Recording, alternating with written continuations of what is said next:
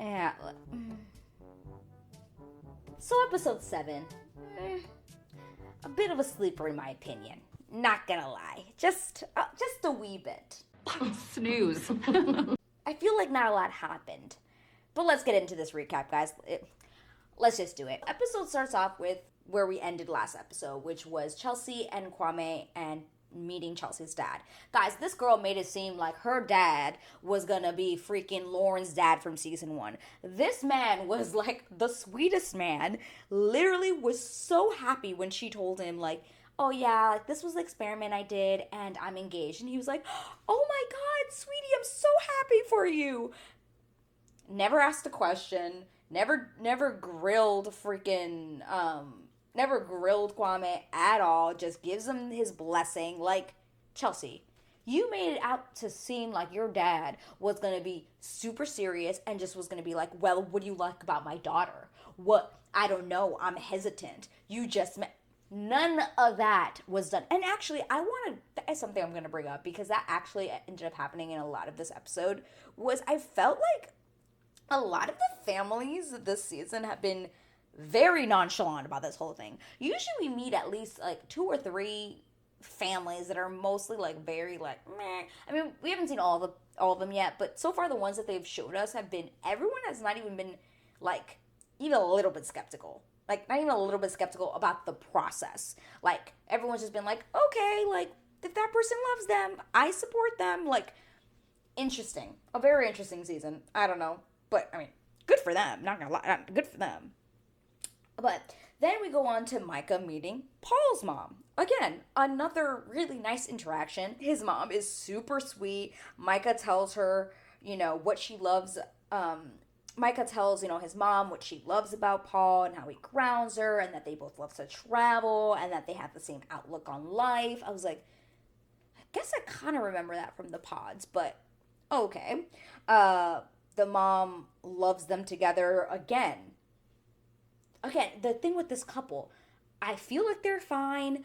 I don't see electricity and fireworks in the air when they're together. At least not yet. Maybe they'll show it. But right now, I just feel like they're just kind of like, meh. But his mom is also very similar to Micah. And Micah says that that's probably why, even though they are very different, she kind of looks like his mom. And maybe that's why he is attracted to her. Because, they always say that guys fall in love with women who kind of remind them of their moms. So maybe that's what's going on here.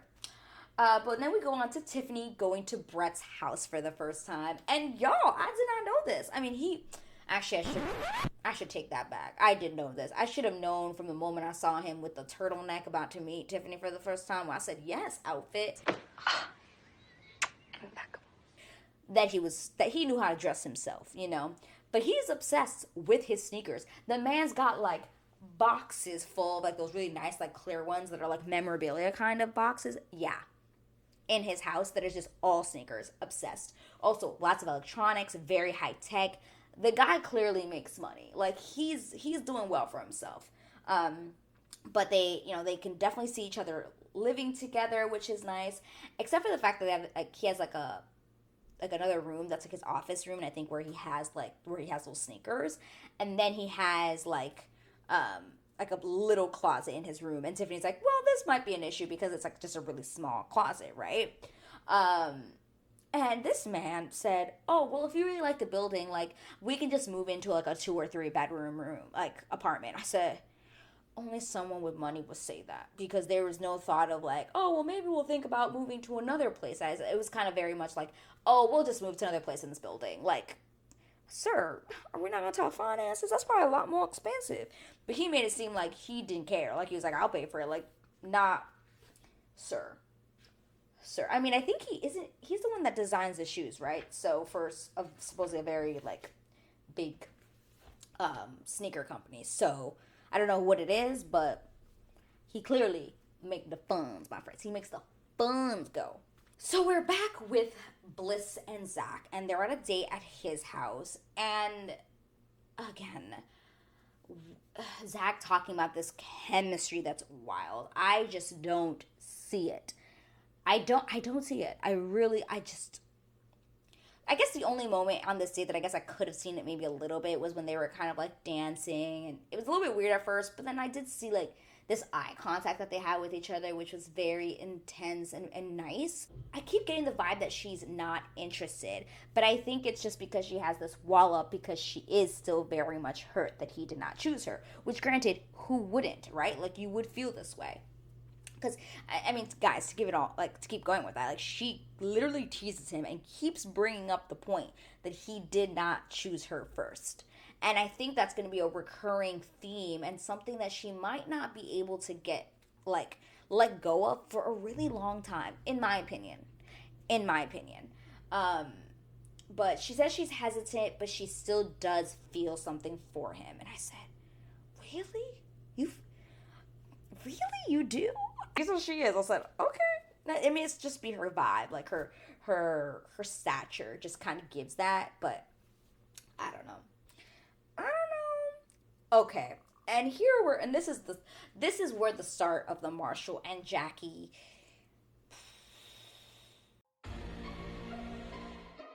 stuff goes on. Because, guys, episode 8 gets crazy, and I cannot wait to recap that next. But episode 7, Marshall and Jackie, this is kind of where it starts. But you have this moment, again, we're always being put into, like, the situations where it's like, something's already happened, and then we're there. And I'm like, wait, how did we get here? Like, what catapulted this? Like, how did she get stressed? Like, what, did they have a conversation? Like, where did this come from? Like, every single time she's just, like, automatically stressed. But in the beginning of the scene, she is stressed. And she's stressing really quickly because she has to meet Marshall's family today. And she's literally, like, pacing. And she's like, I need my space. I need to go downstairs. And then she goes. And then Marshall's like, okay, well, I can go walk around. And she's like, no. Like, your energy right now is actually making it worse for me. And I'm like, what? He's literally saying, like, it's okay. Like, it's okay. Like, I can go and give you your space. Like, it's fine. But then she's kind of, like, yelling at him for wanting to leave. It's very weird. It's very weird. But basically she's just saying her family's not really on board, and it's really affecting her own mindset because she's just confused on, like, if she's making the right choice. But they end up meeting Marshall's family, and it's his sister, his brother-in-law, and his niece. They're all there, and they're super cute. Little niece is really cute. They're all really nice. Marshall explains how Jackie was always the one from the beginning, and I was like, I mean, I guess so. Maybe that's why they didn't really show him connecting with other women, because he always knew it was just going to be Jackie. But his sister and the brother-in-law are very supportive. Again, like I said, very supportive people on this, I was going to say on this channel. Very supportive people, family members on the show this season. I don't know, that's just me. And that they know that Marshall wouldn't just propose to anyone. They really trust his judgment. And by the way, his sister's look with the rainbow, I loved it. She had, like, rainbow hair. She had, like, a rainbow, like, jacket. Loved it. I loved her style. I was like, yes. In with the style. Yes, yes, yes. Then we move on to Paul showing Micah his place. Nice try. Not impressed. Not impressed. Micah wasn't impressed. That's all I'm going to say. She literally wants to change everything. And this is something I guess I missed, but it turns out, I guess, that Micah has a home in Arizona as well. So she has a place in Arizona and a place in Seattle where she kind of bounces back in between. I don't know why she has a house in Arizona. I don't know. She might be originally from Arizona. I don't know. But basically, Paul asks her, like, would you be okay with moving in with me here? And she's a little bit hesitant. I mean, the place needs some work, guys. It does need a little bit of work. I ain't gonna lie. But she pretty much just says, like, oh, well, like, long term, I don't know, but, like, I think we should try, like, Arizona. And he's kind of like, well, no. He's like, I'm just kidding, but no. And I think he says something like that, like, pretty much just kind of, like, putting it down without really wanting to try it. And she kind of gets a little bit peeved at that. She's kind of like, I don't know, like, I would be really mad if you didn't at least try. And basically at this point, they're just not seeing eye to eye on their final how would I say, final destination. Where are they going to end up? Are they going to end up in Seattle? Are they going to end up in Arizona? Like, what's going to be the thing? Because it doesn't seem like he really wants to go to Arizona. Or, you know, she also is kind of saying, like, oh, we're going to bounce him back between apartments. Like, they really don't know where they actually want to live. I think Paul would rather keep his apartment. And Micah's like, well, you can keep it, but I don't want to live here kind of situation. That's kind of the vibe I was getting. I don't know. Comment down below. Is that the vibe you were getting? Because that's kind of what I was getting. Just a little. Then we have this very interesting conversation over the phone that was obviously, I'm assuming, muted, but it just felt like it was a voicemail. But basically, Kwame takes Chelsea to his apartment. It's exactly what I pictured to be, a very, like, kind of bachelor kind of, like, apartment. Very, like, messy and just, like, a guy who lives by himself kind of home. Wasn't shocked by it, not even a little bit, especially with his kind of vibe. Just like, I wasn't expecting to walk in and be like, everything's perfectly clean. Like, was not expecting that. But then there's like this really interesting moment where Kwame is just saying like, I need to call my mom, and Chelsea's like, oh, well, can I talk to her? He's like, oh, like, and he basically is like, oh, I just kind of want to do it on my own because she doesn't really know what happened, and I don't know if she's going to support me, all this stuff. So they have this moment, or this scene, whatever we want to call it, where you see him calling his mom, but you never hear his voice. It's kind of like he calls her, and then he just starts talking to her, like, hey, Mom, I just want to let you know, I just came back from the show Love is Blind, and I met a girl there, her name was Chelsea, and I got engaged. And then it's just, like, silent, and it's because the voice, I guess, has been muted, but it's so awkward, because it just sounds like he's just talking to nobody. And then he's just like, oh, you're mad? And it's like silence again. And I'm like, this is a very weird, it's a very oddly filmed, and it's obviously muted for a reason, because she probably didn't want to be put on TV, but it was really awkward. But he basically just, like, all you hear at that moment is that he just says, well, Mom, like, I understand that you don't approve, but I do believe that I am making the right decision for me, blah, blah, blah, blah, blah. And then he just hangs up. And I'm like, this was a really weird conversation. Very weird. So he goes to Chelsea and he tells her, this is what my mom said. And basically the mom was like, hey, you're my son and you made the wrong decision. Overall, that's what she said. She says that she doesn't accept it and that it wasn't the right choice and that he shouldn't have done that, etc., etc. That's the gist of basically what it said. And then Chelsea's just like, I'm so sorry. And they kind of hug and things like that. But it was just very weird. I don't know what kind of relationship Kwame has with his mom, but definitely was very interesting conversation. Also, forgot to mention that Kwame actually lives in Portland. He doesn't live in Seattle, Washington. So I thought that was interesting that he was on the show because he doesn't live in Seattle. I don't know if they kind of just put out a filter for like that general area because there's like Seattle and Portland are very close to each other. It's about two-ish hours in between. But because Chelsea works in Seattle, like Kwame's gonna end up moving to Seattle because his job is more remote and he can kind of work from anywhere. So he's the one who's kind of has to sacrifice more of his like life at this point. And that will come up at another point. Yes, it will. But we move on to Tiffany and Brett. Again, just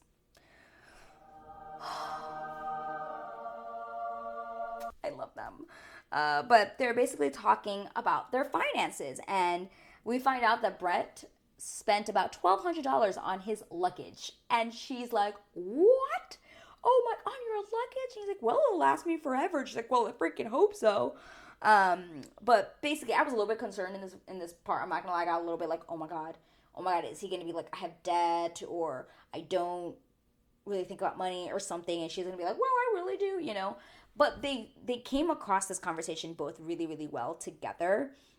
You know, she's just like, you know, I don't want to control, I don't want somebody to tell me, like, how they spend their money, you know, as long as you can pay the bills, like, that's the only thing I care about. And then they go on, it was nice to see that they both kind of ended up agreeing. There was no disagreements. It was kind of like, you know, and then Brett was like, you know, I don't want it also to be like, oh, like, we're going to end up having these, like, Venmo things where I have to Venmo you money to pay for rent or whatever. Like, I don't mind it being 60-40 or 40-60 or whatever. Like, I don't want this to be, like, a roommate situation. I said, girl, man, I love it. Thank you. Again, if they don't make it, I don't understand what we did not see. If they do not make it, or if something really, like, shit really hits the fan next week, like, I don't understand, like, why they wouldn't get married. Like, I don't understand why they wouldn't be together, you know? But we're getting to the end of this episode, and guys, Zack and Bliss, here we go. We're on a boat date, and I was like, oh, is this the part where he proposes? Because I remember seeing this kind of suit and this kind of vibe in the trailer when it was kind of like just the hand. I don't know, I had a feeling, and I was right. Yeah. They're on this date. The whole time I kept thinking, please give Zack a haircut. Please, someone give that man a haircut. And then he was like, she was talking, and then I just see him put his hand in his jacket. I was like, oh my god, is he gonna propose? Is he gonna propose? And he does. Guys, my eyes, I was like, oh my god. Literally, that was me. I was like, oh my god, I can't. And he gives a really nice proposal speech. I'm not gonna lie. It was really nice, really heartfelt. He said some beautiful proposal-like things.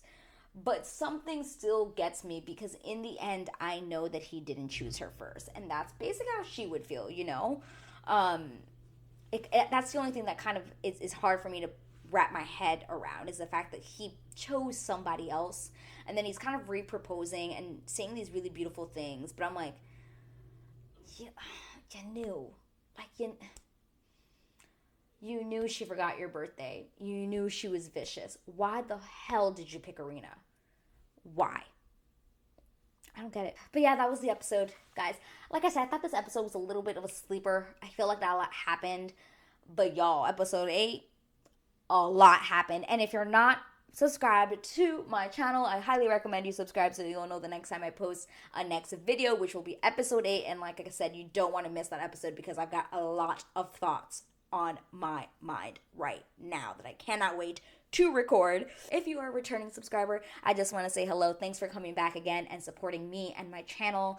It's so nice to have you join my family here. I'm just enjoying so much talking to you in the comments and getting to know you all so much more. Also, guys, let me know what you thought about this episode. Are the couples you thought were going to be on your low or on your top, or vice versa? Let me know who your favorite couples, who you think is going to make it. Let me know in a comment below. And if you like this video, please give me a thumbs up. It really helps me out, helps out this channel. And I will see you in the next video. Bye!